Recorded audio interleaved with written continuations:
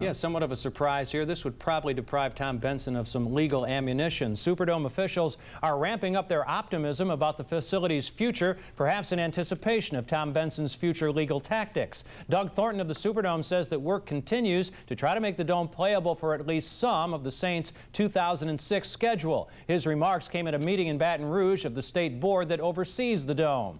Original estimations put the Superdome out of commission throughout next season. Well, it's always nice to be right. A week from Sunday in Baton Rouge, loyal New Orleans Saints fans will be in a win-lose situation. And so too will Tom Benson.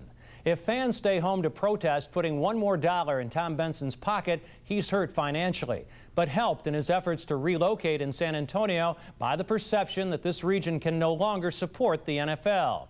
If fans turn out for the game, they will be aiding and abetting the enemy, as they may now view Tom Benson, by buying tickets, but they will also be enhancing this area's chances of retaining the existing franchise or ultimately attracting a new one by the positive perception their attendance and demeanor will promote.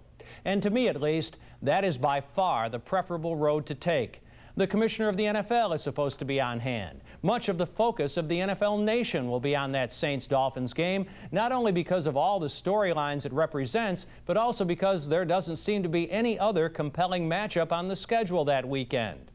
If a large crowd were on hand, a crowd that could combine the color and craziness of next year's Mardi Gras and the next day's Halloween, a crowd that could costume, tailgate, and demonstrate its love for life, this region, and their Saints like only they can, just imagine the image that conveys. What it would say to the world is this: despite all that's been done to us, all that we don't deserve and no one does, we will be back, even if our football team isn't.